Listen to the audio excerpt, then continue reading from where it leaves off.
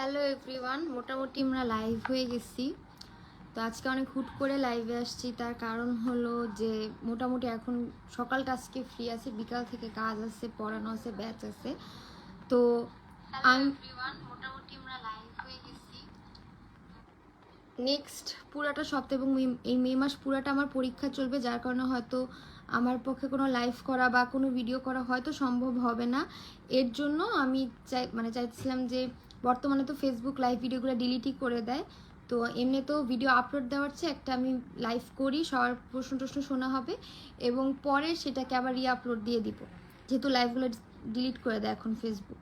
তো আমি বলতেছিলাম যে এর আগে আমাকে অনেক স্টুডেন্ট জিজ্ঞেস করছে আমার পুরাটা অ্যাডমিশন জার্নি এটা নিয়ে, যে শুরু থেকে শেষ পর্যন্ত, যেহেতু এত লম্বা সময় হয় না কখনো, বা প্রিপারেশন নেওয়ার ব্যাপার থাকে, প্লাস অনেক কিছু, মানে পুরোটা জিনিস তো গুছায় বলা লাগবে, সো কখন এর আগে সময় হয় নাই। বাট আজকে ফাইনালি আমি এখন যেহেতু ফ্রি, এবং আমি মোটামুটি গুছেছি যে কী কী জিনিস বলা লাগবে, উল্লেখ করা লাগবে। সো এর জন্য আমি ভাবলাম যে আচ্ছা ঠিক আছে, আজকে তাহলে এটা বলি, শুরু করি। তো প্রথমে যেটা মানে তোমাদের একটা ব্যাচ সম্পর্কে একটা আপডেট দিই, সেটা হলো আমাকে অনেক অনেক পোলাপান নক করতেছে যে আপু 25-এর ব্যাচ, 26-এর ব্যাচ, কখন কি আসার বিষয়। ব্যাপার হলো যে আমার অ্যাট আ টাইম আমি আমার পড়ালেখায় বেশি ফোকাস থাকতে হয়, তার উপর আমার নিজের ছোট ছোট যে কয়টা স্টুডেন্ট আছে বা ব্যাচ আছে ওদেরকে বেশি টাইম দিতে হয়, এবং আমার ব্যাচগুলো সব 1-to-1, এমন না যে আমি ফেসবুকে এসে লাইভে পড়াইতেছি কে খালি কমেন্টের মাধ্যমে। আমি জুমে যেহেতু পড়াই, তো আমার সবার সাথে 1-to-1 যোগাযোগ রাখতে হয়। এখন 100 স্টুডেন্ট আমার পক্ষে সামলানো সম্ভব না, এর জন্য আমি গণহারে 2 দিন পর পর ব্যাচ নামাই না। যেমন আমি 25-এর একটা ব্যাচ নামাইছিলাম, তো ওই স্টুডেন্টগুলোকে নিয়েই আমার যাত্রা চলতেছে, এবং আমি একটা সার্টেন টাইম পর ব্যাচ অফ করে দিই, কজ ওই কয়জন যারা হয়েছে ওদের অনেকগুলো চ্যাপ্টার মোটামুটি মেডিকেলের মানে শর্ট সিলেবাসের বাইরে অনেকগুলো চ্যাপ্টার, আর যদি হোল সিলেবাস চিন্তা করি প্রায় ওদের 40% মতো সিলেবাস আমি শেষ করাইছি। সো এখন নতুন স্টুডেন্ট নিলে ওদের সাথে মানে সবচেয়ে বড় কথা ওদের সাথে মিলবে না, কজ ওরা অনেক আগায় গেছে এবং ওরা আমাকে ভালোভাবে পড়া দিয়ে আগাইছে। ঠিক আছে, এর জন্য আপাতত আমি 25 ব্যাচের অ্যাডমিশন অফ রাখছি আমার ব্যাচে। যদি আসে নতুন ব্যাচ ইনশাল্লাহ আসবে ইয়ার পরে। নতুন ব্যাচ আমাদের আসবে হলো গিয়ে একেবারে এইচএসসির পর জাস্ট একটাই ব্যাচ আনবো। ওই এইচএসসির পর ওই একটা ব্যাচেই আমি সবাইকে জানাবো যে কারা কারা ভর্তি হইতে চাই, কি আসে বিষয়, যাতে সবাই যোগাযোগ করে। বাট এর আগে আর আনতেছি না, এর আগে আর মানে কোনো ব্যাচ ট্যাচ আনতেছি না। আর 26-এর অনেক পোলাপান নক দিচ্ছে, 26-এর ব্যাচও 26-এর টেস্টের পরে আসবে। আপাতত আমি অ্যাট আ টাইম একটা ব্যাচেই ফোকাস করার চেষ্টা করতেছি, কজ 2 দিন পর পর আমি খালি যদি ব্যাচ আনি, প্রত্যেকটা ব্যাচ আনলে আমি তো বললাম যে 1-to-1, যেহেতু আমার কমিউনিকেশন, আমার পোলাপানদেরকে সময় দিতে হবে, ওদের সাথে পরিচিত হতে হবে, কার কী সমস্যা আমার সেটা দেখতে হবে, অ্যানালাইসিস করতে হবে। কজ আমি কমার্শিয়ালভাবে ওই 100-200 স্টুডেন্টকে গুগল ফর্ম বা এভাবে মাধ্যমে ভর্তি করা এককালীন টাকা নিয়ে, ওইটা আমার পক্ষে হয় না। বাট আমি 26 ব্যাচের জন্য যেটা করব ভাবছি, যে কয়দিন পরে আমি একটু ফ্রি হইলে আমি 26 ব্যাচের, আর একটু ঠিক করো, 26 ব্যাচের জন্য আমি একটা আনবো, মানে 26 ব্যাচের জন্য একটা ফ্রি আমি মানে কয়েকটা চ্যাপ্টার পড়াই দিব, একটা টেলিগ্রাম গ্রুপ খুলে সেটার আপডেট আমি দিব। 26 ব্যাচের জন্য আমি কিছু একটা ফ্রিতে করতে চাইতেছি, কজ আমার ফ্রি প্রজেক্টের সংখ্যা একদমই কম, কারণ সময় হয় না। টু বি অনেস্ট, আমার মেইন কাহিনী যেটা, সেটা হলো আমার সময় দিতে পারি না, কজ আমার মানে নিজের পড়ালেখা প্লাস স্টুডেন্ট ব্যাচ টিউশন সব মিলে। বাট আমি সিদ্ধান্ত নিয়েছি যে 26-এর জন্য আপাতত পেইড ব্যাচ আনবো না, একটা ফ্রি কোর্স লঞ্চ করব, ছোট্ট কোর্সও না আসলে, কয়েকটা ক্লাস নিব। এরপরে যখন 26-এর সময় হবে তখন, আর ইন দ্য মিন টাইম 25-এর এইচএসির আগে কোনো ব্যাচ আসবে না, কোনো কিছু না। আর আপাতত আমি কয়েকটা স্টুডেন্ট যারা আগে থেকেই বুকিং দেওয়া ছিল ওদেরকেই পড়াইতেছি, আর ওই একটা ব্যাচ তো চলতেই আছে। খাদিজা রহমান, ওয়ালাইকুম সালাম। তন্নি, হাই।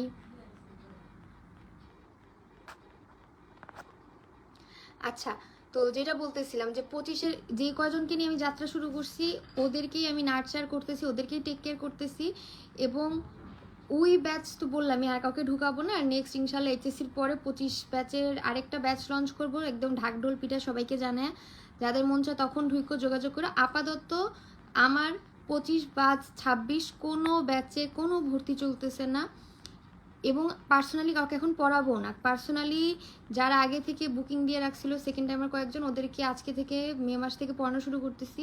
আপাতত কোনো স্লট খালি নেই, এবং আমার যেহেতু সামনে পরীক্ষা আছে, আমার টার্ম আছে, আমি আর কাউকে পড়াবো না। এইচএসসি 25 ব্যাচের ফার্স্ট টাইমার যদি কাউকে পড়াই, হয়তো বনশ্রী এলাকার মধ্যেই পড়াবো, বাড্ডা বনশ্রী। এর বাইরে আমি এবছর আর পড়াবো না। এবছর এমনিতে আমার একটু পড়ালেখার একটু প্রেশারটা বেশি। তো যাই হোক, আমি আমার অ্যাডমিশন সিজন নিয়ে কথা বলার কথা ছিল, তো ওইটা শুরু করতেছি। তো অ্যাডমিশন সিজন, আমি জানি না এই ভিডিওটা কয়জন দেখতেছো বা দেখবা। একটা কথা বলি, অ্যাডমিশন সিজন শুরুর হওয়ার আগে, ধরো মানুষের লাইফে থাকে না যে মানুষ একদম কেউ কোথায় যে শুরু থেকেই ইন্টার ফার্স্ট ইয়ার থেকে ডাই হার্ড ডাক্তার হবে। তো আমার হয়েছিল কি, অনেকবার চেঞ্জ হয়েছে, এইম চেঞ্জ হয়েছে। যে প্রথম একদম শুরুতে যখন আমি হলিক্রসে ঢোকার আগে এসএসসিতে থাকতে, হ্যাঁ আমার এই মেডিকেল প্রফেশনটা ফ্যাসিনেট করতো, বাট আমার একটাই ছিল যে আমি যেই সেক্টরে যাই আমি সেখানে ভালো করার ট্রাই করব সবচেয়ে বেশি। তো যাই হোক, পরবর্তীতে আমি হলিক্রস কলেজে চান্স পাই। চান্স পাওয়ার পর আমাদের বায়োলজি ডিপার্টমেন্ট এত ভালো ছিল যে আমার পুরো একদম মোটামুটি মেডিকেল ছিল। এরপর আসলো করোনা। তো করোনার ভিতরে আমরা তৎকালীন সময় ফিজিক্স প্লাস ম্যাথ এই দুটার প্রতি আমার এত ভালোবাসা জন্মেছে। স্পেশালি তখন চিন্ময় ভাইয়ের একটা ফিজিক্স কোর্স ছিল, beginners to masters course, cycle হিসেবে ভাইয়া বিক্রি করতো। তো ওই কোর্স করে প্লাস অপার ভাইয়েরও কিছু কোর্স টোর্স ছিল, সব মিলে তখন মানে প্রচুর ফিজিক্সের প্রতি আমার ঝোঁক কাজ করছে। এর আগে থেকেই ছিল, প্লাস আমি ওই যে জয়কলির পদার্থ বিচিত্রা সেগুলো সলভ করতাম ইঞ্জিনিয়ারিং। তো আমার একটাই ছিল কি, আমি যাতে কোথাও না আটকাই, ধরো কোনো কারণে আমার মেডিকেল হলো না, আমি যাতে ইঞ্জিনিয়ারিং কোথাও চান্স পাই বা ভার্সিটি কোথাও। সো আমি আমাকে এমনভাবে তৈরি করছিলাম যাতে আমি সব সাবজেক্টে পারফেক্ট থাকি, হয় হোক সেটা ফিজিক্স, হোক সেটা ম্যাথ, হোক সেটা বায়োলজি। ঠিক আছে, কোনো সাবজেক্টকে আমি এমন করি না আল্লাহ এই ম্যাথ আমি পারি না, আল্লাহ ম্যাথ তো যারা মেডিকেলে পড়তেছে ওরা ম্যাথ পারেন, এরকম না। আমার ম্যাথ মেইন সাবজেক্ট ছিল, এবং ম্যাথে আমি প্রায় 98% করে মার্কস পেয়েছি। খুবই মানে সব সাবজেক্টে আমি সমান গুরুত্ব দিছি। সো অ্যাডমিশন সময় যদি আমার এরকম থাকতো যে আমি একটা পাথে আগাইতেছি কিন্তু পরে আমার পাথ চেঞ্জ করা লাগতো, ওইটা আমার প্যারা ছিল না, কজ আমার এইচএসসিতে আমি নিজেকে অনেক ভালোভাবে গড়ে তুলছিলাম। এটা একটা প্রথম কথা। ধরো সবার সাথে সবার অ্যাডমিশনের একটা জার্নি মিলে না, না মিলার এইখানে একটা বড় কারণ, কজ আমার এইচএসসি লেভেলে সিলেবাস খুব ভালোভাবে শেষ হয়েছিল, খুব ভালো লেভেলে প্রিপারেশন ছিল, কোনো গ্যাপ ছিল না। শর্ট সিলেবাস ফুল সিলেবাস সব আগেই শেষ করছিলাম। এই যে একটা বড় পয়েন্ট টু বি নোটেড। যদি 26 ব্যাচের কেউ দেখে থাকো, আমি বলবো যে লাইফে যদি আগায় থাকতে চাও এখন থেকে কয়েক ধাপ আগায় থাকো। আপু ভবিষ্যতে আমি আগাবো, ভবিষ্যতে আমি এইচএসসি দেওয়ার পরে অ্যাডমিশনে একটা বিরাট কামব্যাক করব। আপু প্রি টেস্টের পর বিরাট কামব্যাক করবো, সেই কামব্যাক আসলে কখনো হয় না। তোমার যেই মোমেন্টে আছো, ধরো তুমি এখন ইন্টার ফার্স্ট ইয়ার আছো, ফার্স্ট ইয়ারে এমনভাবে মানে অগ্রসর হও যাতে তোমার কয়েক ধাপ অ্যাডভান্স তুমি স্টেপ নিতে পারো। ঠিক আছে, ধরো তোমার ফার্স্ট ইয়ারে থাকতে তোমার কি, ধরো কয়েকটা চ্যাপ্টার এক্সট্রা পড়ে রাখো, বা যেই চ্যাপ্টার এখন পড়তেছো সেগুলোর অ্যাডমিশনের কিছু জিনিস শেষ করে রাখো, অ্যাডমিশনের কোশ্চেন ব্যাংক সলভ করা শুরু করো। তুমি যদি এক্সট্রা কয়েকটা স্টেপ না নাও, এক্সট্রা কয়েকটা ডিস্টেন্স না হাঁটো, তোমার জন্য স্পেশাল কিছু হবে না। অ্যাটলিস্ট এটা বিশ্বাস করো, ঠিক আছে, যে স্পেশাল কিছু না করলে স্পেশাল কিছু মানুষ পায় না। আচ্ছা গেল। তো এরপরে আমার করোনার ভিতরে তো আমি অনেক বেশি পড়াশোনা করছি। টু বি অনেস্ট, আমাদের ব্যাচের অনেকেই করোনা ছিল একটা লাইফ চেঞ্জিং টাইম। পুরো পৃথিবীতে প্যান্ডেমিক চলছে, বাট আমরা পড়ালেখা থামাইনি। আমাদের পড়ালেখাটা আমরা ঠিক মানে যতটুকু দরকার ছিল তার চেয়েও বেশি করছি, বিকজ আমাদের একটা ওই সময় কোনো কিছু তেমন করার ছিল না, ধরো হুদাই ফেসবুক চালাবো এরকম একটি ছিল না। বাট আমরা বুঝতেছিলাম যে এইচএসসির পর আমরা অ্যাডমিশনে খুব একটা টাইম পাবো না, তাই হয়েছে আমরা জাস্ট 3 মাসের মধ্যে অ্যাডমিশন দিছি। এবং সরকার আমাদের শর্ট সিলেবাসে এইচএসসি নেওয়ার আগে আমাদের ফুল সিলেবাস শেষ হয়ে গেছিলো।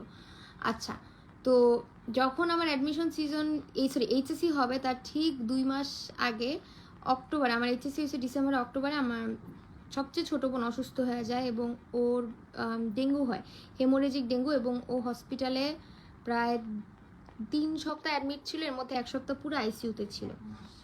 তো এত মানে ওই টাইমে আমার লাইফের এত ভয়ঙ্কর বাজে সময় গেছে বলার বাইরে। প্রত্যেকটা মানুষের লাইফে থাকে না একটা লোয়েস্ট পয়েন্ট, আমার জীবনে ওটা সবচেয়ে লোয়েস্ট পয়েন্ট ছিল, যে আমরা সবাই পুরো ফ্যামিলি হসপিটালে আইসিইউর সামনে বসে থাকতাম সারাদিন, বোনের ব্যাপারে আপডেট নিতাম ডাক্তারদের কাছ থেকে যে ও কীভাবে ঠিক হবে। আর আমি তো ইন্টারনেট নলেজ আমার তো এত আহামরি কোনো কিছু জানতাম না যে আসলে কি হইতেছে এখানে, বা ও কিভাবে ঠিক হবে। যতটুক বুঝতাম যে ওর প্ল্যাটলেট প্রচুর কমে যাইতেছে, তারপর ওর ভিতরে ইন্টারনাল ব্লিডিং শুরু হয়ে গেছিলো, সাবকিউটেনাস ব্লিডিং শুরু হয়েছিল, মানে খুবই বাজে অবস্থা ছিল, নাক দিয়ে রক্ত পড়তেছিল। সো অনেক মানে মানে থাকে না যে খুবই কাছে, সবার ছোট বোন আমারও সবচেয়ে কাছের কেউ হসপিটালাইজড হইলে, এবং এত বাজে অবস্থা ছিল। আমি মানে তখন আমাদের হলি ক্রসে অক্টোবরে একদম লাস্টে কিছু মডেল টেস্টে পরীক্ষা নিতেছিল এরকম কিছু। তো আমি সারাদিন সকালে সব জায়গায় পরীক্ষা দিতাম, উদ্ভাসে পরীক্ষা দিতাম, মডেল টেস্ট দিতাম, দিয়ে রাতে বা বিকালের দিকে হসপিটালে পরে মানে আমার ওই সময় ট্রাস্ট মি আমার একটা কি বলবো যে কিছু থাকে না যে একদম মানুষের সব সব হাত পা সব ছাইড়া দেয় যে দিস ইজ দ্য এন্ড, মানে এর ইয়েতে আর কিছু নাই। ওইরকম একটা অবস্থা ছিল যে রাতে অনেক হসপিটাল থেকে বাসা যাইতেছি, বাসার দিকে, তো তখন বাসে উঠছিলাম আমরা। তো সেখানে আমাদের একটা ছিল যে মানে আমি ভাবতেছিলাম আমার লাইফে আমি কি করতেছি, মানে আমার বোনটা হাসপাতালে, আমার সামনে ফিউচার ক্যারিয়ার কি হবে, এবং এত অসহায় লাগতেছিল যে আমি কিচ্ছু করতে পারতেছি না। প্রতিদিন যে আইসিইউশনে বসে থাকে এবং আমার হাতে কিচ্ছু করার নেই, মানে আমি লাইফে কি করতেছি, আমি কিভাবে আমার ফ্যামিলিকে হেল্প করতে পারি, এবং সব দিক দিয়ে। তো ওই টাইমে ফাইন্যান্সিয়ালি কিছুর কথা বলি, মানে বেসরকারি হাসপাতাল আমাদের ছিল, তো সব দিক দিয়ে আমার মনে ছিল কি আমি কোনোভাবেই তাদেরকে হেল্প করতে পারতেছি না, কোনোভাবেই না। তো এত বড় একটা মানে কষ্টের একটা সিচুয়েশনের ভিতর দিয়ে যখন আমি যাইতেছিলাম, তো ওই টাইমে আমি একটা সময় আমার আম্মু আমাকে বলতেছিল যে দেখো ডাক্তাররা হসপিটালে যারা যাওয়া আসা করতেছে ওরা মানে একটা থাকে না আমাদের আপনজন কেউ ডাক্তার থাকলে আমাদের বুঝাইতো সিনারিওগুলা। যদিও ডাক্তাররা তখন অনেক কর্ডিয়াল ছিল, বাট স্টিল আমার ফ্যামিলিতে মানে খুব ক্লোজ কেউ এরকম কেউ ডাক্তার এরকম ছিল না উই অ্যাট দ্যাট পয়েন্ট। আমার একটা কাজিন ছিল এবং অনেক হেল্প করছে, টু বি অনেস্ট অনেক। তো যাই হোক, ওই টাইমে আম্মু আমাকে বলছে তুমি যদি এরকম ডাক্তার হও তাহলে আমাদের মানে আমি খুব খুশি হব এরকম ইয়া। তো তখন আমার মাথায় হিট করছে যে ঠিক আছে এখন আমি একটা জায়গায় আমার এইমটা সেট করি। এবং আমার কিন্তু মেইন সাবজেক্টও বা আচ্ছা একটু নেট প্রবলেম হয়তো দেখা দিতেছে, আচ্ছা একটু দাঁড়াও।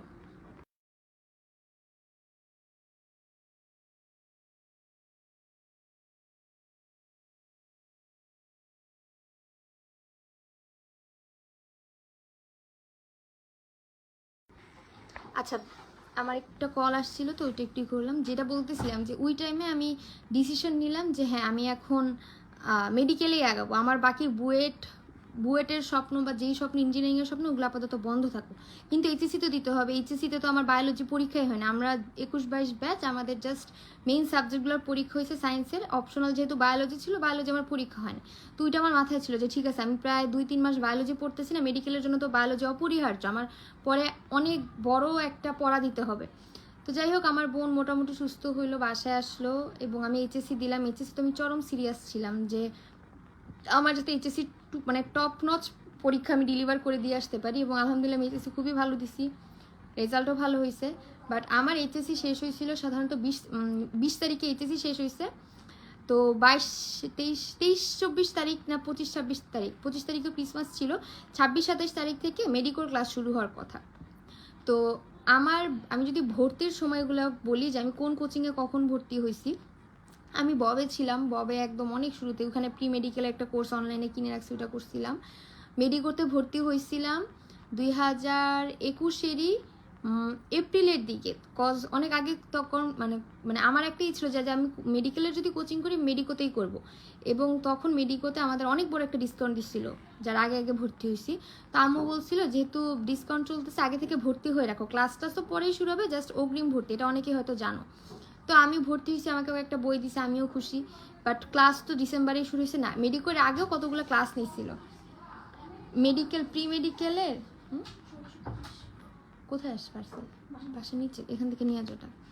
তো মানে মেডিকেলে আমার এরকম একটা ছিল যে যেহেতু আমি কোচিং করতেছি একটা হলেও তো করবো, ইঞ্জিনিয়ারিংয়ের জন্য যেমন উদ্ভাস, ইয়ার জন্য যে মেডিকেলের জন্য আমি মেডিকোই করব। এবং আগে থেকে মোটামুটি আমি ডিটারমাইন্ড ছিলাম যে আমি যা করব একটু অ্যাডভান্স করার চেষ্টা করব। এর জন্য আমার ওইখানে দেখা গেছে যে মেডিকো আমাদের অনেকগুলা ক্লাস, যেমন অর্থনৈতিক রসায়ন, তারপর কর্মমুখী রসায়ন, এইসব ক্লাস আমাদের এইচএসসিরও আগে নিয়ে রাখছিল, এবং আমি খুব মনোযোগ সহকারে ক্লাসগুলো করছিলাম। কারণ কি অর্থনৈতিক রসায়ন আর কর্মমুখী রসায়ন এমন দুইটা চ্যাপ্টার যেই চ্যাপ্টার থেকে অনেকবার মেডিকেলে প্রশ্ন আসছিল, কিন্তু আমি পড়ি নাই, এত গুরুত্ব দিয়ে পার্সোনালি পড়ি নাই, বিকজ যেই ওই চ্যাপ্টারগুলো আমার পুরোপুরি সিলেবাসে ছিল না এবং আমার কাছে খুব ফালতু লাগতো ওই টাইমে। বাট পরে আমি কোশ্চেন ব্যাংক ঘাটাঘাটি করে দেখলাম কি, ওরে বাবা এখান থেকে তো অনেক প্রশ্ন আসছে অনেক, সো আমার এই চ্যাপ্টারটা অবশ্যই পড়া উচিত। বিকজ আমি একটা জিনিস বুঝছি যে আমি যদি একটা চ্যাপ্টারেও অবহেলা করি, মিস দিই, সেই চ্যাপ্টার থেকে যদি 2টা প্রশ্ন আসে আমার 2 মার্ক নাই, 2 মার্ক নাই, সাথে আবার মানে নেগেটিভ, আমি কোনো রিস্ক নিই না। আমি কিন্তু আমার মেডিকেলে আমার ভর্তি পরীক্ষা আমি 100টা প্রশ্নই দাগে আসছি, এমন লেভেলে টপ নচ আমার প্রিপারেশন ছিল। যাই হোক, পরবর্তীতে ওই যে মেডিকোর ক্লাসগুলো সব করছি, কোনো ক্লাস বাদ দেই নেই। আর ববের জিকে ইংলিশ ক্লাস তো করছিলাম আমি মোটামুটি। তো যাই হোক, তো ওই যে আমি ক্লাসগুলো করছি, আমি এমন করি নাই যে প্রি মেডিকেল কোর্স নিয়েছি কোনো একটা জায়গায় ক্লাস করি নাই হুদাই এমনি রাইখা দিছি, না, আমি এটা জীবনও করি নাই। আমি যেই জায়গায় ভর্তি হয়েছি টাকা দিয়ে, আমি পুরো এনশিওর করছি যাতে আমি 100% আমার টাকাটা ইউটিলাইজ করতে পারি। আমি একটা জায়গায় টাকা দিয়ে ভর্তি হয়েছি, আমি সেই জায়গায় সবগুলো পরীক্ষা দিছি, সবগুলো ক্লাস করছি। আমার মনে হয় মেডিকোতে আমি জীবনে একটা ক্লাস মিস দিইনি, উদ্ভাস রেটিনায় কোনো একটা পরীক্ষা আমি মিস দিইনি। আমি অনেক অসুস্থ ছিলাম, সেটাও বলতেছি আস্তে আস্তে, লাইভ আজকে অনেক বড় হবে হয়তো। আমি অনেক অসুস্থ ছিলাম, এরপরও আমি কখনো কোনো কিছু মিস দেওয়ার একটাই থাকে না, মানে ওইরকম মিস দেইনি। কারণ আমি মনে করতাম কি যে একদিন আমি একটা পরীক্ষা মিস দিব, আমার প্রায় কতগুলা মানে ওই পরীক্ষার যে কোশ্চেনের যেটা, ওটা পরবর্তীতে মানে পরীক্ষার মতো করে হয়তো আমার দেওয়া হবে না এরকম। তো যাই হোক, পরবর্তীতে যেটা আমি বলতেছিলাম যে এইচএসসি দিলাম এবং ডিসেম্বরের দিকে আমার সবগুলো কোচিং শুরু হওয়ার আগ মুহূর্তে, মানে মানুষের লাইফে থাকে না যে কিছু ইনসিডেন্ট হয়, তো এরকম আমার একটা ইনসিডেন্ট হয়। হওয়ার পরে আমি একটা মানে রিয়ালিটি চেক খাই বা রিয়ালিটির একটা হিট খাই, সেটা হলো আইডেন্টিটি নিয়ে, যে আমার আসলে আইডেন্টিটি কী, বা আমার লাইফে অ্যাডমিশনের গুরুত্বটা কী ছিল। আমার লাইফে কিন্তু এরকম মানে ছোটোবেলা থেকে মোটামুটি প্রিভিলেজড একটা ইয়েতে বড় হয়েছি, একটা এনভায়রনমেন্টে, কিন্তু একটা টাইমে গিয়ে না একটা জিনিস হিট করছে, সেটা হলো আমার আইডেন্টিটি, আমার পরিচয় কি। আমার এখন এইচএসসি শেষ, হলিক্রসের সাথে আমার সম্পর্ক শেষ, আমি এখন হলিক্রস কলেজের এক্স স্টুডেন্ট। এখন আমার পরিচয় কি, এবং কিছু কাহিনী হয় মানে অনেক রকমের ইন্টারনাল, তখন আমার মানে একটা থাকে না, মানুষ একটি করা শুরু করে যে ও কি, ওকে আমরা গুনবো কেন, তাই না, ও আসলে কি। তো এইরকম যখন একটা মানুষ একটা কোয়েশ্চেনেবল তার এক্সিস্টেন্স এটা নিয়ে একটা সিচুয়েশনে ভুগে, ওই টাইমে গিয়ে মানুষের রিয়ালাইজেশন হয় যে না, আমার নিজের একটা পরিচয় ক্রিয়েট করতে হবে যাতে মানুষ আমাকে গুনে, বা আমার নিজের একটা পায়ের নিচের মাটি শক্ত করতে হবে। আমার পায়ের নিচে যদি মাটি না থাকে আমি ভাইসা যাবো, কচুরিপানার মতো আমি ভাসতে থাকবো, আমার কোনো আইডেন্টিটি নেই। আমার হলিক্রসের আইডেন্টিটি যেই দিন আমি এইচএসসি দিছি সেই দিনই শেষ। তো ওই মোমেন্টে আমার মনে হয়েছে যে আচ্ছা, ওই মোমেন্টে আমার মনে হয়েছে যে আমার এখন একটা মানে আইডেন্টিটি লাগবে, এবং আইডেন্টিটি আমি কেমনে পাবো, একটা ভালো রিনোন ভার্সিটিতে ভর্তি হওয়ার মাধ্যমে, ঠিক আছে। একটা মানে এখন তোমরা বলতে পারো আপু ইনস্টিটিউশনাল প্রাইড নিতেছেন এরকম কিছু, টু বি অনেস্ট বাংলাদেশের প্রেক্ষাপটে আমরা যদি ধরি না যে কিছু সাফল্যের মানদণ্ড মানে সোশ্যালি যদি আমাকে কিছু যে সেট করে রাখছে, তার মধ্যে একটা হলো যে বুয়েট মেডিকেলে পড়তে হবে, যে বেশি অফ করে দাও, বুয়েট মেডিকেলে পড়তে হবে, আরেকটা হলো অনেক টাকা পয়সা থাকতে হবে। যাই হোক, ওই সময় তো আমার পক্ষে টাকা পয়সা আর্ন করা পসিবল ছিল না। আমি যা বুঝছিলাম যে বুয়েট মেডিকেল টাইপ ভালো কোথাও যদি আমি ভালো, কে 78 ব্যাচের কে আপনাদের সাথে ক্লাস করে, 78 তো আমার সিনিয়র ব্যাচ, আমি তো 79 ব্যাচ। আচ্ছা, তো যেটা বলতেছিলাম যে ভালো একটা জায়গায় যাইতে হবে, ওইটা একটা মাথার ভিতর ঢুকে গেছিল কিছু ইনসিডেন্টের কারণে, যে আমার নিজের একটা পরিচয় ক্রিয়েট করতে হবে। আমি জলের ভাষা পদ্মের মতো ভাসলে আমার মানে জীবন চলবে না, তাহলে একসময় আমি ভাসেই যাবো, আমাকে কেউ চিনবে না। তো ওই সময় আমি এমন মানে বললামই তো যে একটা ভিতরে স্পার্ক ছিল, একটা জিদ ছিল পরিচয় ক্রিয়েট করার, যে আমার মানে লাইফে একটা অস্তিত্বের প্রশ্ন, যে আমার এখন আমি যেখানে পরীক্ষা দিই আমার এমনভাবে পড়তে হবে যাতে আমার একটা সিট সিকিওর থাকে এবং অত্যন্ত সম্মানের সাথে। শুরু হইলো সবার ফার্স্টে আমার মেডিকোতে ক্লাস শুরু হয়েছে, মেডিকোতে ক্লাস করলাম, এবং ফার্স্ট দিন মেডিকোতে এত ভিড় ছিল ইন্দিরা রোডে, ট্রাস্ট মি, তোরা যারা অ্যাডমিশনের কোচিং করবি তোরা এটা ওই সময় ভিড়টা দেখা তোদের ভিতরের আত্মা একবার কাঁপবে, যে ও মাই গড এত মানুষ অ্যাডমিশনের কোচিং করতেছে, এদের মধ্যে থেকে কি আমি চান্স পাবো। ধর ঢাকা মেডিকেলের সিট এখন 250 করছে, এর মধ্যে শুধু মানে ধর ফার্ম গেটের যে কোনো কোচিংই ধর, রেটিনা ধর, উদ্ভাস ধর, সেখানে হাজার হাজার স্টুডেন্ট ভর্তি থাকে, ঠিক আছে। সিনিয়র ব্যাচে কে ফেল করার কারণে, যাই হোক, যেটা বলতেছিলাম যে এত ভয় লাগছে প্রথম দিন কোচিংয়ে যাইয়া ভাই। ফার্ম গেটে কোচিং করার কারণ হলো ফার্ম গেটে পুরো ঢাকা শহর পুরো বাংলাদেশ থেকে মানে পোলাপান পড়ে, পুরো বাংলাদেশের সব পোলাপান ফার্ম গেটে পড়ে, এটা একটা মেইন কারণ ছিল। সো আমি ফার্ম গেট চুজ করছি, যেহেতু হলি ক্রসে পড়ছি, যাওয়া আসা যতই কষ্ট হোক। আমার বাসা থেকে কিন্তু বনশ্রী ব্রাঞ্চ সবচেয়ে কাছে ছিল, শান্তিনগরও কাছে ছিল, যাতায়াত জাস্ট বাসে উঠলেই হয়ে যেত, কিন্তু আমি সেই ঝুইলা সেই ফার্ম গেট গেছি। মানে লক্ষ্য উদ্দেশ্য একটাই, সেটা হলো ফার্ম গেটে পুরো ঢাকার বাইরে থেকে সারা বাংলাদেশ থেকে পোলাপান আসে এবং ওরা অনেক বেশি সিরিয়াস থাকে। যাই হোক, তো পরবর্তীতে ফার্ম গেটে আমার শুরু হলো, ক্লাস শুরু হলো। তো মেডিকোর কথা বলতেছিলাম যে মেডিকোতে এমন ছিল যে সিঁড়ির ঘরে প্যারেন্টসরা দাঁড়ায় আছে, জায়গা নাই, মানে পোলাপান হাঁটবে চলবে সেই জায়গা নাই, গেট ছাড়ে রাস্তা, মানে ফার্স্ট দিন শুধু, কারণ ফার্স্ট দিন তো সবারই প্যারেন্টস আসে, ভর্তি টর্তি, নতুন উৎসাহ উদ্দীপনা, মানে সব মিলে আর কি, খুব অবস্থা হয় আর কি। তো যাই হোক, তো পরবর্তীতে আমি ক্লাস করলাম, ক্লাস করে আশেপাশে যা বুঝলাম যে ঢাকার বাইরের পোলাপান অনেক বেশি, ওরা চরম সিরিয়াস, মানে কারোর সাথে কেউ কথা বলে না, স্বাভাবিক, কেউ কথা না বলাটাই তো স্বাভাবিক, একটা আছে না যে hi how are you, nice to meet you, এইসব কোনো নেই। টিচার আসলেন, পড়াইলেন, মোটিভেশন দিলেন যে তোমাদের করতে হয়, তখন আমরা বুঝলাম যে হ্যাঁ এখন যুদ্ধ শুরু হয়ে গেছে একটা, বলে না যে অ্যাডমিশন যুদ্ধ, দ্যাট ওয়াজ দ্য যুদ্ধ ফিলিং, যে এত স্টুডেন্ট শুধু একটা ব্রাঞ্চে পড়তেছে, তাহলে পুরো বাংলাদেশের সবগুলো ব্রাঞ্চে কত স্টুডেন্ট পড়তেছে গেল। এরপর উদ্ভাসে আমি উদ্ভাসও ফুল কোর্সে ভর্তি হয়েছি, বাট উদ্ভাসে ক্লাস কম করছি, উদ্ভাসে ফুল কোর্সে আমি অনেক ডিসকাউন্ট পাইছিলাম, তাই ভর্তি হয়েছি। এক্সাম ব্যাচে তো উদ্ভাসে প্রথমে ইচ্ছা ছিল এক্সাম ব্যাচে ভর্তি হওয়ার, বাট পরবর্তীতে ফুল কোর্সে ভর্তি মানে করাইছে আম্মু। তো উদ্ভাসে কনকর্ড টাওয়ারটা হয়তো অনেকে চিনতে পারো, কনকর্ড টাওয়ারের ভিড় ভাই, মনে হয় 7-8 তলায় উদ্ভাস ছিল, লিফট তো লাইন ছাড়াই গেছে, কনকর্ড টাওয়ারের লিফটের লাইন অনেক, যারা অ্যাডমিশন পার করছে শুধু তারাই দেখছে, মানে পুরো বিল্ডিংয়ের নিচতলা ছাড়াই যায়, এত ভিড়, পুরাটা সিঁড়ির ঘর গিজ গিজ করতেছিল, মানুষ যে কেমনি উপরে উঠবে, আমার তো দেখা পুরা দম বন্ধ অবস্থা, যে এখানেও বিশাল ভিড়, কোনো রকম ভিড় ঠেলা ঠুলা দেখে আমার আশেপাশে পরিচিত আমার হলি ক্লাসের ক্লাসমেট সবাই আছে এখানে, মানে ওই সময় একটা এমন সিচুয়েশন, এইচএসসিতে সবাই জিপিএফ পাবে, আমি আমার বন্ধু যদু মধু কদু সবাই, medical admission test, BUET admission test, সবাই চান্স পাবে না, তুমি তোমার ফ্রেন্ডে ওই সময় এরকম অবস্থা যে পাশে খাতা খুলে দেখে বন্ধু আমিও চান্স পেয়েছি তুমিও চান্স পাও, এরকম এতটাও এরকম দিল দরিয়া কেউ হয় না। তো যাই হোক, আমি উদ্ভাসের এমন একটা সিন যে আমি ধরো মোটামুটি 7 তলা, তো আমি 6 তলার উপরে সিঁড়ির ঘরে অর্ধেক উঠে গেছি, বাকি অর্ধেক প্যারেন্টসদের ধাক্কায় আমি ঢুকতে পারতেছি না, কান্না আসতেছিল যে ভাই কি অবস্থা, এত ভিড় কেন। আমি সবার লাস্টে রেটিনায় ভর্তি হয়েছিলাম, রেটিনা কোচিংয়ে। যাই হোক, তো এই প্রতিদিন ফার্ম গেটে যাওয়া আসা করি, সময় নষ্ট হয় না, কজ আমি সকাল 7:30টার ব্যাচ নিয়েছিলাম, বাসা থেকে 6:30 7টা বাজে বের হয়ে যেতাম, আধা ঘন্টা লাগতো সকালে যাইতে, বাট বাসায় আসতে 1 থেকে 1.5 ঘন্টা, এত জ্যাম, এবং বাসে এমন ছিল যে দেওয়ান বাসে একদম ঝুলা গেছি কয়েকদিন, মানে এত বাজে অবস্থা ছিল। এবং ওই টাইমে আমার একটা জিনিস এত খারাপ লাগতো যে আল্লাহ আমি এত কষ্ট করতেছি, বাই এনি চান্স যদি আমার চান্স না হয়, মানে আমি মেডিকেলের চান্স না হয়, আমি তো ওই টাইমে শুধু ওই জায়গায় ফোকাস দিতেছিলাম, আমি কি করব, আমার মানে ভাইবে ওই সময় চোখ দিয়ে পানি চলে আসতো, চোখ ঝাপসা হয়ে যেত, যে আল্লাহ এত কষ্ট করতেছি, সকালে ঘুম থেকে উঠতেছি, টানা কয়েকটা কোচিং করতেছি, বাসায় এসে আবার অনলাইন ক্লাস করতেছি, আমার চান্স না হলে আমি কি করব। এরপর নিজেকে নিজে আবার ঠিক করতাম যে না, আল্লাহ ভরসা, যা হওয়ার ভালো হবে ইনশাল্লাহ, এরকম ইনশাল্লাহ ভালো হবে।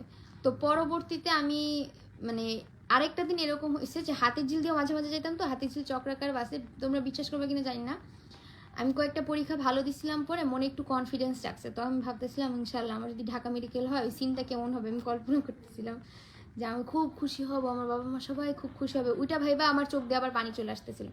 আমি বললাম আল্লাহ আমি বাসে সবার বাসে তো, মানে বাসের মধ্যে তো কান্দা যাবে না, এটা কীরকম, আমি তাড়াতাড়ি করে চোখ ইদি করে, মানে মানে এত আবেগের একটা জায়গা ওই টাইমে কাজ করে, যারা এই ফেজের থ্রুতে যায় অনলি তারাই বুঝবে যে কত আবেগের বিষয়, যে একটা মানে নিজের মানে একটা আইডেন্টিটি, যে পরিচয়, যে হ্যাঁ আমি অমুক জায়গায় একটা সারা জীবনের জন্য, যেমন আমি সারা জীবনের জন্য ঢাকা মেডিকেলের student, in near future alumni হব। ঢাকা মেডিকেল পুরা বাংলাদেশের মানে একদম থাকে না কিছু প্রাচীন বিদ্যাপীঠ, আমাদেরকে 82, এবার সামনে 83 ব্যাচ আসবে, এতগুলা ব্যাচ আমার পিছিয়ে আছে। আমার এখন একটা কাহিনী মনে আছে, সেটা হলো মুবিন ভাই আমাদের 77-এর ভাই একমাদের ভাষা আন্দোলন নিয়ে পড়াইতেছিল, সেখানে ভাই ঢাকা মেডিকেলের মানে ভাষা আন্দোলনের সাথে কি কি কানেক্টিভিটি এগুলো পড়াইতেছিলেন। ওই ক্লাসে আমার একবার কান্না চলে আসছে, এই মেডিকেল কলেজে যদি একবার পড়তে পারতাম, যে কত ইতিহাস ঐতিহ্য, ঢাকা মেডিকেলের অ্যালুমনাইরা অনেক বেশি প্রাউড ফিল করার মতো। আমাদের অনেক মানে বাংলাদেশের চিকিৎসা বিজ্ঞানে পাইনিয়র অনেক বড় বড় স্যার ম্যাডামরা ঢাকা মেডিকেল থেকে পড়ে গেছেন এবং লেজেন্ডারি, এখনও অনেক লেজেন্ডারি টিচাররা আছেন। তো আমি ভাবতাম কি মানে আমি ওই জায়গাটাতে পড়তে পারাটা আমার কাছে বিশাল সৌভাগ্যের ব্যাপার ছিল ওই টাইমে। যাই হোক, এখন চান্স পাওয়ার পর তো অনেক কিছুই আমরা ওইরকম করি না, বাট ওই টাইমে আমার মনস্তত্ত্ব এরকম ছিল যে মানে সব কিছু অনেক আবেগ কাজ করতো অনেক।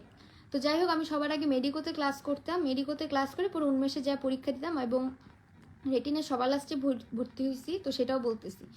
তো মানে কোনো দিন যদি দেখতাম যে মানে মেডিকোর ক্লাস করার পর উন্মেষের কোনো ক্লাস হয়তো লাগবে না, ওর চ্যাপ্টার আমি আগে পড়ছি, আমি পারি, স্কিপ করতাম, স্কিপ করে পরীক্ষা দিয়ে বাসায় চলে আসতাম। তো একদিন যেটা হয়েছিল, আমি ওই মেডিকো শেষ করে আসতেছি, মানে ওই 3টা মাস এত কষ্ট গেছে ভাই, যে জীবন জাহান্নাম, মানে সারাদিন কষ্ট করো, কোন অনিশ্চিত ভবিষ্যৎ, পুরো অনিশ্চিত জ্যাকপট, যে কখনো পরীক্ষা মার্ক অনেক ভালো আসতেছে, কখনো একবারে খারাপ আসতেছে, মানে একটা থাকে না একদম আপ ডাউন, মানে স্টেবল থাকতে পারতাম না।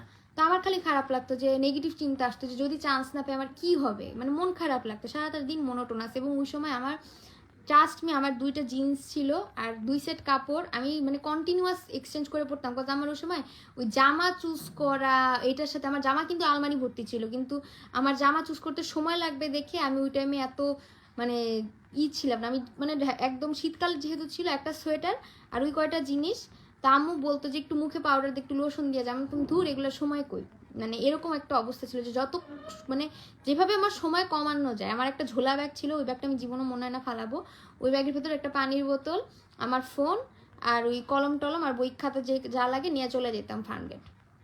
ওটা ছিল আমার মানে যুদ্ধর একটি আর কি বলা যায়। তো যাই হোক, পরবর্তীতে মেডিকোর ওই ইন্দিরা রোড থেকে ইন্দিরা রোডের সামনে দিয়ে মানে রাস্তা পার হয় কনকর্ড টাওয়ার। তো আমি ওই দিন মানে ভাবতেছিলাম যে এই যে আমি হতাশ হয়ে যেতেছি জীবন নিয়ে, আমার কি হবে। তো আমি এত হতাশ হইতেছি কেন, আমার মাথার উপর ছাদ আছে, বাসায় খাবার আছে, তো আমার এত হতাশ হওয়ার তো কারণ নেই। মানে নিজেকে নিজে বুঝাইতেছিলাম যে এই যে ফার্মগেটের রাস্তায় এত ছিন্নমূল মানুষ, থাকার ঠিক নাই, খাওয়ার ঠিক নাই, ছোট ছোট পথ শিশু, এরা কই থাকবে কিছু ঠিক নাই। আমার তো তাও মাথার উপর ছাদ আছে, খাবার আছে, আমি এত মানে টেনশন কেন করতেছি, খালি আমার একটা পরিচয় তো করতে হবে। তো এইগুলো ভাবতে ভাবতে খালি কান্না আসতো। এবং আমি বললাম না, প্রচুর ইমোশনাল একটা সময়। আমার এই ভিডিও যারা দেখবি তারা অ্যাডমিশন সিজনে আমাকে রিলেট করতে পারবে এবং আমাকে এসে বলবি তোরা যে আপু আপনি যা বলছিলেন তা, মানে একটা স্টুডেন্ট যে মানে যদি তার যান জীবন লাগায় দেয়, এই সময়টা তার কাছে সবচেয়ে হৃদয়স্পর্শী সময়। তো যাই হোক, পরবর্তীতে আমি রেটিনায় ভর্তি হয়েছিলাম 1 মাস পরে, কত রেটিনার এক্সাম ব্যাচ লেটে আসছে। তো রেটিনায় ভর্তি হওয়ার সময় রেটিনা যারা ধরো ফুল কোর্সে ভর্তি হয় এদেরকে একটু বেশি যত্ন করে। এক্সাম ব্যাচে ভর্তি হইতে গেছি, কোনো পাত্তা নাই, কি কয় শিডিউল বলে না ভালো করে, আমার অনেক রাগ লাগছে। যাই হোক, এরপর ভর্তি তো হইতেই হবে এক্সাম ব্যাচে। প্রথমে মনে ছিল ভর্তি না হয়, পরে মনে হলো যে না, আমি সব কোচিংয়ে ভর্তি হয়েছি একমাত্র এই কারণে আমি সবার প্রশ্নের প্যাটার্ন জানতে চাই, সবার প্রশ্নের প্যাটার্ন।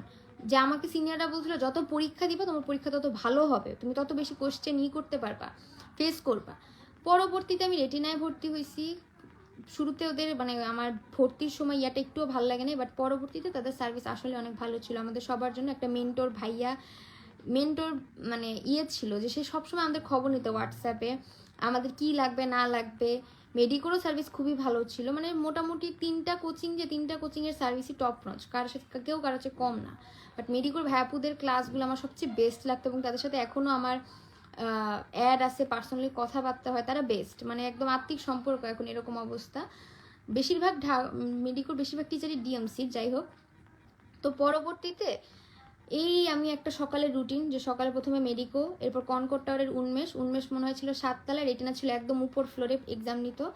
প্রতিদিন এই 3টায় পরীক্ষা দিতাম। এর ভিতরেও মিডিয়ামের যে অপু ভাইয়ের প্রচুর ভিডিও ইউটিউবে দেখছি, ফেসবুকে দেখছি, তার এমন কোনো তৎকালীন ভাই এত গাইডলাইন ভিডিও নিত ফেসবুকে। এখন হয়তো ভাইয়ের অত আমি খেয়াল করা হয় না, বাট আমাদের টাইমে ভাই ফেসবুকে অনেক অ্যাক্টিভ ছিলেন এবং ভাই কিছু তখন ছিল কিছু তিক্ত সত্য কথন টাইপের কিছু উনি সিরিজের মতো বের করছে। তো ভাই বলতো যে মানুষের কেন চান্স মিস যায়, কোনটা পড়া দরকার।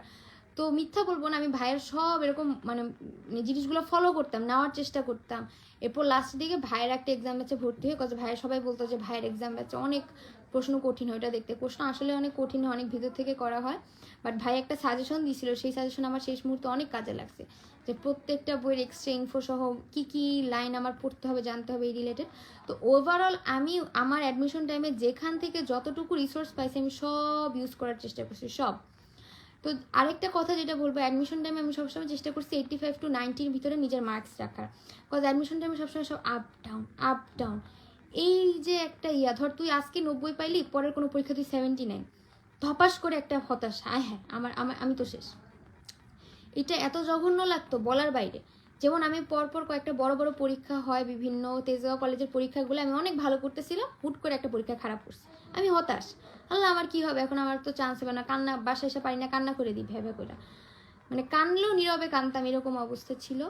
তো পরে আমি কি করলাম, আমি মানে নিজেকে বললাম যে আর যাই হোক আমি হাল ছাড়বো না, আমি এটা শেষ দেখা ছাড়বো, আমি কষ্ট করি, বাকি আল্লাহ যদি মনে করে যে আমাকে কোনো কিছু দেওয়া উচিত আল্লাহ আমাকে দিবে। তো পরে আমি করলাম কি, এত ডেসপারেট হয়ে গেলাম যে আমি একটা বোর্ড কিনছি, ছোট্ট হোয়াইট বোর্ড আছে না, আমি ইন্দিরা রোডে একটা বড় লাইব্রেরি আছে, সেখান থেকে একটা হোয়াইট বোর্ড কিনছি 200 টাকা দিয়ে, একটা মার্কার কিনছি।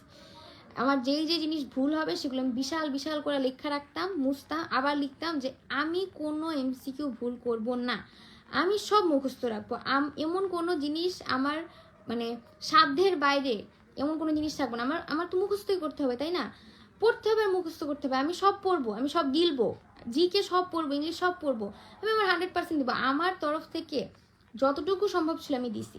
ওই বোর্ডটা আমি পরবর্তীতে একটা সুন্দর স্মৃতি হলো, যখন আমি আমার একটা কাজিন ছিল, ও এসে করতো কি বোর্ডে লেখা রাখতো doctor Mazrin Hasan Arpa MBBS DMC, আমি চিল্লায় ওর সাথে যাই, আমি এখনো চান্স পাইনি, তুই কেন এগুলো লিখতেছিস, আমি চান্স না পাইলে তো আমি হতাশ হয়ে যাবো।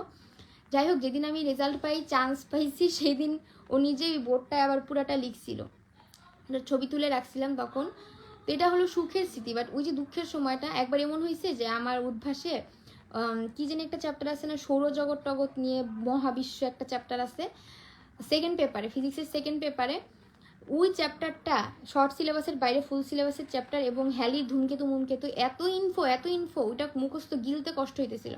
এরপরও আমি পুরা ওই দিন সারাটা দিন উঠি নাই, এবং ওই অবস্থাতে অনলাইনে একটা পরীক্ষা দিছি মেডিকোর, আমি প্রায় 94 পাইছি, 94 পাই, আমি ভ্যা করে আবার কাইন্দা দিছি, জানলা এত কষ্ট করছি সারাদিন, অবশেষে একটা ভালো মার্কস পাইছি, মানে একটা ভালো মার্কস পাইছি। এমন অবস্থা ছিল যে ম্যাথও মুখস্থ করছিলাম, কয়েকটা ছোট ছোট MCQ ম্যাথ, ওগুলো মুখস্থ করতে বলতে ওগুলো মুখস্থ করছিলাম অ্যান্সার সহ, মানে দিলেই লাগে গেছে এরকম। অনুশীলনীর MCQ গুলা ভাই, এমন কোনো আমার ছিল না যে এটা তোমার ওয়ে আছে ওইটা আমি মুখস্থ করি না বা ওইটা আয়ত্ত করি নাই, ওটা অনুশীলনীর MCQ মুখস্থ করা থেকে জিকে ইংলিশ BCS PBS এর প্রশ্ন মুখস্থ করা, আমাকে আমার সিনিয়ররা যা অ্যাডভাইস দিচ্ছে আমি 100-এ 100 মানার চেষ্টা করছি। আমার খালি একটাই সমস্যা ছিল, সেটা হলো গিয়ে মাঝে মাঝে, এখন মানুষ তো সব মনে রাখতে পারে না, 100-এ 100 তো এমন কোনো পরীক্ষাতে সবসময় সব পরীক্ষাতে তো 100-100 পাই নাই। তো ওই যে ভুল হইতো ওগুলো নিয়েই কাজ করতাম। আমার একটা ভুল লেখার খাতা বানাইছিলাম, 3টা পরীক্ষায় প্রতিদিন ধর আমি গড়ে 20টা ভুল করলেও প্রতিদিন 60টা লাইন আমার লিখতে হতো যে আমি কোন কোচিংয়ে কী ভুল করছি। এবং এই একটা অভ্যাস, যে অভ্যাসের কারণে আমি মানে মেডিকেলে ভালো রেজাল্ট করছি, সেটা হলো এইটা। অনেক ধৈর্যের ব্যাপার, প্রত্যেক দিন তুই 3-4 জায়গায়, আমি তো টোটাল 5 জায়গায় পরীক্ষা দিছি, 2 জায়গায় অনলাইন ধরলে বব আর মেডিএম, এতগুলা জায়গায় পরীক্ষা দিতাম আর ভুল লিখতাম যে এই জায়গায় আমার এই ভুল হয়েছে, এই জায়গায় আমার এই ভুল হয়েছে, প্রত্যেকটা ভুল লিখতে লিখতে একটা সময় নিজের বিরক্ত লাগতো যে আমি এক জিনিস কেন বারবার ভুল করতেছি। চর্মরোগের জন্য কোন সাইকাসের কোন ইয়েটা ব্যবহৃত হয়, এরকম একটা প্রশ্ন ছিল, চর্মরোগের জন্য কোন নগ্নবীজ উদ্ভিদ ব্যবহৃত হয়, এটা আমি 2-3 বার ভুল করছি, এবং এমন রাগ লাগছে লাস্টে নিজের উপর যে আমি পারি না কেন। এবং সেটা ওই বছর আমার মেডিকেলে আসছে, কাকতালীয় কিনা আমি জানি না, এবং তখন আমি খুশি হয়েছি যেটা আমি এত ভুল করছি এটা তখন আমি পারি।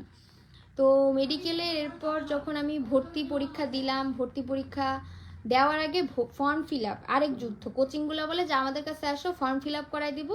আমার মনে হলো যে না ভাই, আপনাদের এখানে তো বিশাল লাইন। আমি করলাম কি, পার্ন গেটে ইন্দিরা রোডে মেডিকো যে বিল্ডিংয়ে তার নিচতলাতেই কম্পিউটারের দোকান আছে, সেখানে গিয়ে আমি 1 ঘন্টা আগে বসে আছি সিরিয়াল দিয়ে, যে আমি সবার আগে, কোথাও আমার তেজগাঁও কলেজে সিট ফেলাইতে হবে, তেজগাঁও কলেজ হলে আমি একটু মেন্টালি থাকবো যে না, তেজগাঁও কলেজে আমি এর আগেও পরীক্ষা দিচ্ছি, অচেনা একটা জায়গায় যাওয়া লাগবে না। ওই তেজগাঁও কলেজে আসলো, আমার ফর্ম ফিল আপ করলাম পরীক্ষার, এবং অ্যাডমিট কার্ড পাইলাম। এবং আমি এরপর মেন্টালি নিজেকে বললাম যে আমি কয়েকটা ভুল পরীক্ষার হলে করবো না, সেটা হলো দশমিকের আগে পরের সংখ্যা, টু দ্য পাওয়ার -10 না শুধু 10 দেওয়া, এইগুলো দেখা, কয়ের জায়গায় খ দাগানো, 2-এর জায়গায় 3 দাগানো, এই ভুলগুলো অ্যাটলিস্ট আমি করবো না। আমি প্রশ্ন না পারি ঠিক আছে, বাট পারা জিনিস আমি কখনো ভুল করবো না। এই জিনিসটা আমি লিখেও নিয়ে গেছিলাম। মানে আমি দুইটা আমার কাছে ছিল, কাগজ ছিল, সেই দুইটা কাগজ আমি সম্ভব হলে তোদেরকে আমি দেখাবো। সেই দুইটা কাগজে আমি লিখছিলাম যে এই এই জিনিসগুলো আমি করব, যে প্রথমে রোল ফিল আপ করবো, তারপর হইলো কি আমি আমার নাম রেজিস্ট্রেশন, তারপর হলো ওএমআর কয়ের জায়গায় খ দাগাবো না, তারপর সংখ্যাগুলো দেখবো, সংখ্যা ভিত্তিক তথ্য, বানান দেখবো, ইংলিশ অনেক সময় বানান এদিক ওদিক করে, আমি সব দেখে দেখে এরপর দাগাবো। এর মানে এই না যে আমি 1 ঘন্টার ভিতর মানে পুরোটা সময় খালি এগুলো না। আমি যখন পরীক্ষাগুলো দিতাম এই উদ্ভাসে আমি 40-45 মিনিট 100টা এমসিকিউ শেষ করতাম একদিন। কমেন্ট চেক কর না কেন? কমেন্ট পরে দেখতেছি, তোদের কিউএনএ সেশন আগে আরেকদিন রাখবো, আজকে আমাকে বলতে দে ভাই। তো আমি 40-45 মিনিটে পরীক্ষা শেষ করে দৌড় দিতাম, পরের কোচিং এ জাম্প। একবার এমন হয়েছে উদ্ভাসে এক আপু আমাকে বলতেছে, অর্পা তুমি তো মোটামুটি ভালো নাম্বার পাও, কিন্তু তুমি এত কম সময় পরীক্ষা দাও কেন? তুমি আরেকটু আস্তে ধীরে দাগাও, তোমার মার্ক আরও বাড়বে। আমি বলছি আপু না, আমার আসলে আরেক জায়গায় পরীক্ষা দিতে হয়, তো আর আমি প্র্যাকটিস করতেছি যত কম সময় দাগানো যায়, কজ আমি মেডিকেল ভর্তি পরীক্ষায় জীবন 1 ঘন্টা পাবো না। মেডিকেল ভর্তি পরীক্ষা অনেক ঢং হয়, একটা সিগনেচার দেয় সাইন করতে, ওএমআর ছিটতে হয়, ভয় করে আল্লাহ এটা মেডিকেলের ওএমআর, পান থেকে চুন কষলে আমার লাইফ শেষ। সো প্যানিকই করা লাগে 15 মিনিট, বাকি 45 মিনিট আমার পরীক্ষা দিতে হয়, ঠিক আছে? সো এত একটা ইয়ার টাইমে আমি খালি বলতাম যে না আমি 40, এবং এরপরের বছর আমি তো 22 ব্যাচ থেকে পড়ানো শুরু করছি, বুঝছিস? 22 ব্যাচ থেকে পড়ানো শুরু করছি, প্রত্যেকটা স্টুডেন্টদের বলছি তোরা 40 মিনিটে 100 এমসিকিউ দাগানোর ট্রাই করবি, পারলে আরও কমাবি। আধা ঘন্টা তো অনেক স্টুডেন্ট আমার দাগানো শিখাইছি আমি ওদেরকে, যাদেরকে পড়াইতাম। তো আমি নিজে ওটা করছি, এবং আমি কিন্তু মেডিকেলে যখন ভর্তি পরীক্ষা দিচ্ছি আমি কিন্তু 40 মিনিটের ভিতর 100 এমসিকিউ অলমোস্ট দাগায় ফেলছিলাম। কয়েকটা বাদ ছিল, প্লাস্টিকগুলো একটু দেরিতে দাগাইছি, বাট ওই যে দাগায় রাখছি যে মানে একটা প্র্যাকটিস আছে যে আমি খুব দ্রুত প্রশ্ন পড়তে পারি, দাগাইতে পারি। আমি যদি 1 ঘন্টা লাগে 100 এমসিকিউ নর্মাল কোচিংয়ে দাগাইতাম, অ্যাডমিশন রুমে হলের পুরো পরিস্থিতি অন্যরকম। রিয়ালিটি আর মানে কোচিংয়ে আরামসে এসিতে বসে পরীক্ষা দেওয়ার অ্যাডমিশনে রিয়েল এক্সাম সেন্টারে পরীক্ষা দেওয়া আকাশ পাতাল, ওটা নিয়ে আরেকদিন কথা বলবো। তো ওই যে পরীক্ষা দিলাম, পরীক্ষা দিয়ে আমার মনে হয়েছে কি বাও আমি তো সব দাগায় আসছি। এমন না যে আমি 100তে 100 পাবো, বাট আমার মনে হয়েছে আমি অনেক ভালো করবো, অ্যাটলিস্ট 90টা তো হবেই। আমার 90টা হয়েছিল, বাট নেগেটিভ মার্কিং হয়েছে, তো আমার টোটাল 2.5 কাটছে, সাথে ওই দিক দিয়ে 10, 12.5 কেটে 87.5 পাইছি।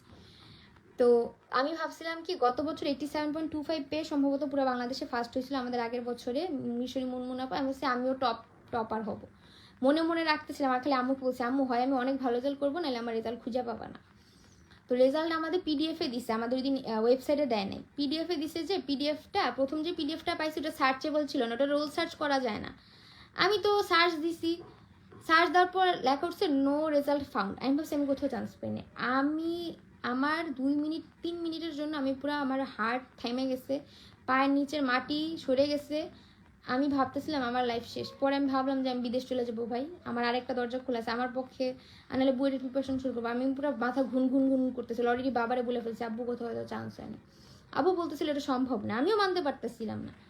এমন সময় মেডিকো আবার একটা পিডিএফ দিছে, আমার বিশ্বাস হইতেছিল না যে আমি চান্স পাইনি। এবং ভাই বোর্ড আর স্বাস্থ্য অধিদপ্তর এত খারাপের খারাপ, তারা ধর মেডিকেল অনুযায়ী রোল দিছে। ধর কুষ্টিয়া মেডিকেলে চান্স পাইছে অমুক তমুক, তারপর বরিশাল মেডিকেলে চান্স পাইছে অমুক তমুক রোল। এখন আমি কি এত কনফিডেন্স যে আমি ঢাকা মেডিকেলের ভিতরে আমার রোল খোঁজা শুরু করব? এটা তো ছিল না।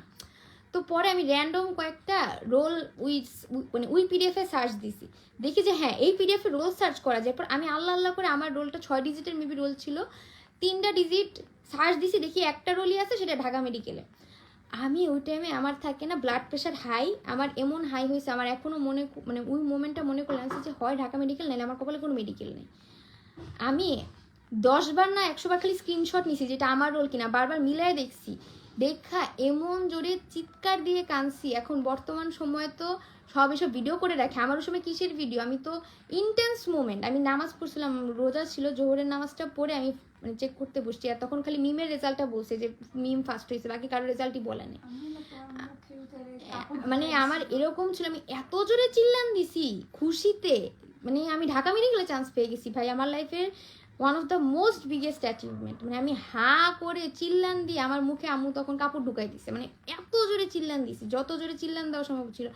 আশেপাশে বাসার মানুষ জড়াই গেছে, আল্লাহ জানে আমাদের এই বাসায় কি হয়েছে না, মানে মানে মানে কি হয়েছে, মানে কি হইলো ওই বাসায়। আমি চিল্লান দিয়া কাঁদতে কাঁদতে, রোজা ছিলাম আমি, মানে আমার এখনো গুজবাম্স, আমি বাপ মারে ধইরা কাঁদছি যে আমার ওই 3টা মাসের কষ্ট, আইডেন্টিটি ক্রাইসিস, মানুষের টন্ট, মানে আমার রক্ত পানি করে দিচ্ছি। একজন কমেন্ট করছে জুতা ক্ষয় হয়েছে, ভাই ট্রাস্ট মি, লিফটে উঠা, প্রতিদিন মানুষের সাথে যুদ্ধ করে, কনকট টাওয়ারে, যদিও এটা ব্র্যাগিং করা ঠিক না, বাংলাদেশের মানুষ আরও কষ্টে থাকে, রাস্তায় ঘুমায়। আমি খালি ওগুলোই ভাবতাম যে মানুষ আমার চেয়েও কষ্টে আছে, রাস্তায় ঘুমাইতেছে, মাথায় থাকার ছাদ নাই, নিরুদ্দেশ, মানে কত বাচ্চা কাচ্চা আছে অসহায়। আমি তো তাও আমার একটা ফ্যামিলি ছিল, পরিবার ছিল আমার, আমি খালি এটাই ভাবতাম আমার খাবার আছে, মাথায় ঘুমানোর ছাদ আছে।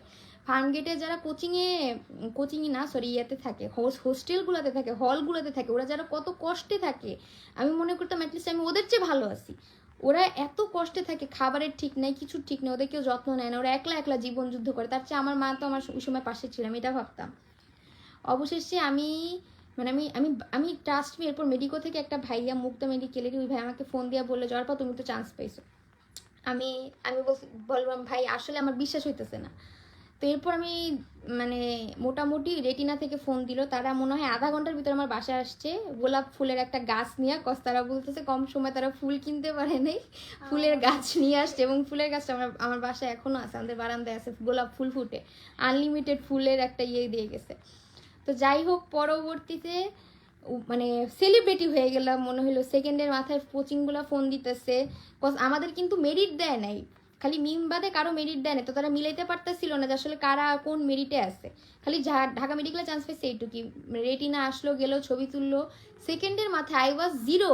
ট্রাস্ট মি, আমার লাইফের হয়তো এটা একটা মানে অনেক বড়, কারণ আমি না আসলে দেখা গেছে এর আগে বিভিন্ন কোনো প্রতিষ্ঠানে ছিলাম বা কারো আন্ডারে ছিলাম, তো সবসময় না সব কিছু ওপেনলি বলা যায় না, একদম ফ্র্যাঙ্ক ওয়েতে। আজকে যেরকম আমি পুরাটা ওপেন আপ করছি, ট্রাস্ট মি ওইভাবে বলা যায় না, মানে একদমই উইদাউট এনি ফিল্টার। কারণ ধরো আমি কোনো একটা কোচিংয়ের নাম বললাম, অন্য কোচিংয়ে আমি জব করে তারা বলবে ওদের নাম কেন বলছো তুমি, এরকম অনেক ভাই লাইফে সহ্য করা লাগছে। তো আমি লাইক 2 ঘন্টা আগে I was zero, I was none, but after 2 hour I am a DMCian. The identity কেউ ছিনে নিতে পারবে না, এবং আলহামদুলিল্লাহ নজর আল্লাহ, ওই আইডেন্টিটি যেটা কেউ ছিনে নিতে পারবে না, লাইফ লং আইডেন্টিটি, মানে আমার লাইফে মানে মৃত্যুর আগ পর্যন্ত আই উইল বি আ ডিএমসিয়ান, মানে অ্যালুমনাই হোক, এখন স্টুডেন্ট, মানে একটা জীবনের তরে আমার একটা আইডেন্টিটি, জীবনের তরে। এবং জীবনে এ পর্যন্ত ডিএমসিয়ান হিসেবে যতটুকু সম্মান পাইছি সিনিয়রদের কাছ থেকে, টিচারদের কাছ থেকে, অকল্পনীয়, এবং আল্লাহর কাছে আমি কৃতজ্ঞ, মানে অকল্পনীয় সম্মান। আমার মতো একটা মিডল ক্লাস ফ্যামিলির মেয়ে, আমার এই পর্যন্ত আমি এরপর চান্স পাওয়ার পর 3 বছর তো আমি অনেক খাটছি আমার পায়ের নিচের ওই সেই মাটি শক্ত করার জন্য। মানে একটা থাকে না যে আমি কিচ্ছু ছিলাম না, আমার কোনো আইডেন্টিটি ছিল না, আমি জাস্ট আমার বাপ মার মেয়ে, আমাদের ঠিক আছে ঢাকায় একটা বাসা বাড়ি আছে, এই আমার বাপের আইডেন্টিটি, আমার কোনো আইডেন্টিটি ছিল না।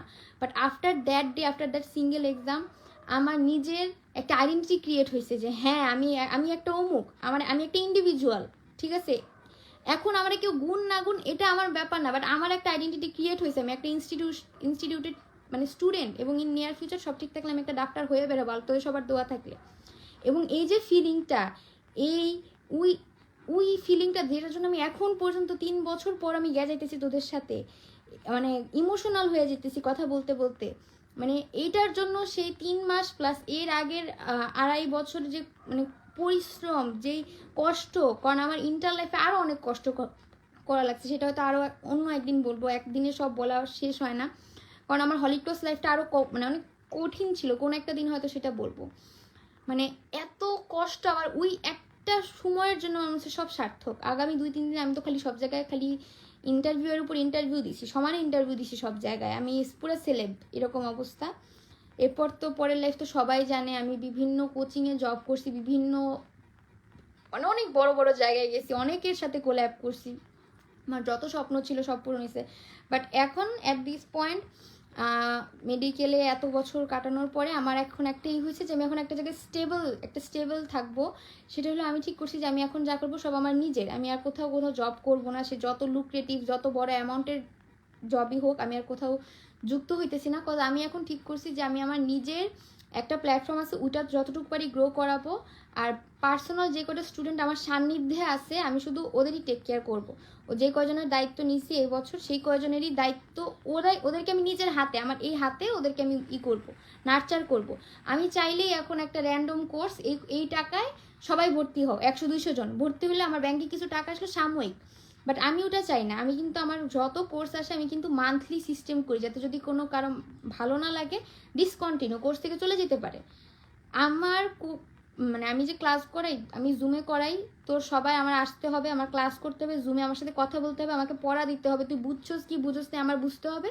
এরপর এভাবে করেই করতেছি। আর যেই কয়জনকে আমি অফলাইনে পড়াইছি, মানে 2022 ব্যাচে প্রথম যে মেয়েটাকে পড়াইছি ও মনে হয় এখন কক্সবাজার ছিল, পরে এখন দিনাজপুর মেডিকেলে। বাট এরপরে আমার প্রত্যেকটা ব্যাচ আলহামদুলিল্লাহ, মানে প্রত্যেক ব্যাচে প্রত্যেক বছর কত কত জুনিয়র চান্স পাইতেছে। মানে আল্লাহ আলহামদুলিল্লাহ আমাকে শিয়াটা দিচ্ছে, মানে বলার বাইরে। মানে এই ফিলিংটা অসাধারণ, যে কারো স্বপ্ন পূরণের সাথী হওয়ার যে ফিলিংটা। যাই হোক, তো ওই তো চলতেছে। তো যেটা বলতেছিলাম যে আমি এবছর যে মানে ঠিক করছি, আমি যতটুকুই পড়াই, যেই কজনকেই পড়াই, মানে একটা লিমিটের ভিতরে থাকবো। আমার আহামরি এত টাকা পয়সার দরকার নাই, আমার নিজের হেলথ প্রায়োরিটি সবার আগে পাবে। কজ লাস্ট কয় মাস আমি পুরা এবছরের শুরু 3 মাস অনেক অসুস্থ ছিলাম। আর যেহেতু আমার এই বছর আবারও প্রফ আছে, সামনের বছর আরও কঠিন ফাইনাল প্রফিট ইয়ার, সো আমি ঠিক করছি যেই কয়জন ওই হাতে গোনা আমার ওই জুনিয়র মানে ওই বাচ্চা কাচ্চাগুলাকে নিয়েই থাকবো। আর অবশ্যই মাঝে মাঝে চেষ্টা করবো তোদের জন্য এরকম লাইভ করে তোদেরকে সব জানানোর, যে জীবনের আসলে এই মানে হওয়া বা তোদের গাইডলাইন করা যতটুকু পারি করবো। তো এই তো। আর এভাবে আনঅফিসিয়ালি বাসার জামা কাপড় পরে লাইভে এসে পড়ছি, কিছু মাইন্ড করিস না। কজ আমার ওই সময় থাকে না যে ওই সাজগুজ করে স্টুডিও রেডি করা, সব রেডি করা, মানে আমি কিন্তু হাতে ধরে ভিডিও করতেছি। কজ ট্রাইপড হলো আমার আরেকটা বাসা, আমি এখানে এখন আরেকটা বাসায় আসছি, যেহেতু সময় ছিল এর জন্য ভিডিও করতেছি আর কি, হাতে ধরে এতক্ষণ ধরে। তো মাইন্ড টাইন করিস না তোরা। মানে আমার খালি ব্যাপারটা কি, মূল এসেন্স হলো আমি যা বলতে চাইছি, যা বুঝাইতে চাইছি সেটা তোদের বুঝানো। সেটা হলো লাইফে যদি কখনো তোর মনে হয় আইডেন্টিক্যাল ক্রাইসিস, যে আপু আমি কি, আমার তো কোনো পরিচয় নেই, আমি কি, আমি কেন পড়বো, এই যে অনেকে বলেন আপু মোটিভেশন ধরে রাখেন কিভাবে, ওই মোটিভেশন ধরে রাখা হলো এটাই আমার ছিল, যে আমার একটা পরিচয় তৈরি করতে হবে, যাতে আমার বাপ মা বলতে পারে যে আমার মেয়েটা 25 ব্যাচের এইচএসির আগে কী কমপ্লিট করে রাখবো মেডিকেলের জন্য। ফুল সিলেবাসের কোনো জিনিস পাইলে ওটা কমপ্লিট কর। আমি আমার ব্যাচে 25 ব্যাচে প্রতিরক্ষা পড়ায় ফেলছি, কোষ রসায়ন পড়ায় ফেলছি, মানব জীবনের একটি আছে না সমন্বয় নিয়ন্ত্রণ, ওইটার অর্ধেক পড়ানো হয়ে গেছে, বাকি চলতেছে। আর 2টা ক্লাস হলে ওইটাও শেষ হবে। জৈব যৌগ শেষ করছি আমার পেইড ব্যাচে। সো এইসব এমন কিছু চ্যাপ্টার আছে যেগুলো আগে শেষ করা একদম মানে অনেক আগায় থাকবে শেষ করলে। তো যাই হোক, পরবর্তীতে 25 ব্যাচের যখন আমার এইচএসসির পর ব্যাচ আসবে আমি সবাইকে বলবো, এবং এক সপ্তাহের মতো সময় রাখবো ভর্তি হওয়ার জন্য। 1 সপ্তাহের ভিতরে যারা ভর্তি হবে, বাকিদের মানে টাটা বাই বাই। মানে আমি বছরের মাঝখানে কোর্সের মাঝখানে স্টুডেন্ট ঢোকানোর পক্ষপাতী না, কারণ আসবে বুঝবে না, পরে অনেক খ্যাপা হবে ওদের, মানে খুবই একটা মানে প্যাথেটিক ব্যাপার লাগে আমার কাছে। এবং আমি তো বললামই, আমি ওই ভাবে কমার্শিয়ালভাবে কোর্স লঞ্চ করা, 100 জন 200 জন ঢুকবা এরকম, ওইটা আমার পক্ষে হয় না। আমি জুমে ক্লাস নেই, সবাই 1-to-1 ইন্টারাকশন হবে। এই বছর যেগুলো ভর্তি হচ্ছে এগুলোর সাথে সারাদিনই কথা, আপু কেমনে কি করবো না করবো এইগুলো নিয়ে। তো যাই হোক, যারা স্টিল দি এন্ড পর্যন্ত ভিডিও দেখছো সবাইকে অসংখ্য ধন্যবাদ। আমি এক্সপেক্ট করি না উইদাউট এনি মানে প্রিভিয়াস অ্যানাউন্সমেন্ট তোমরা থাকবা। তোমরা যারা ছিল সবাইকে অসংখ্য ধন্যবাদ। আর আজকে কারো প্রশ্নের উত্তর দিতে পারি নাই, কজ আরেকদিন কিউএনএ ভিডিও করবো। আমার জাস্টকে মনে হয়েছে যে আমার অ্যাডমিশনের পুরো জার্নিটা যতটুক হয়েছে, মানে যতটুক কী হয়েছে একটু বলার, যে কীভাবে শুরু শেষ। আরেকদিন হয়তো এরকম আরও এক্সটেন্ডেড কোনো টপিক নিয়ে কথা বলবো। সবাই ভালো থাকো, সুস্থ থাকো, আল্লাহ হাফেজ।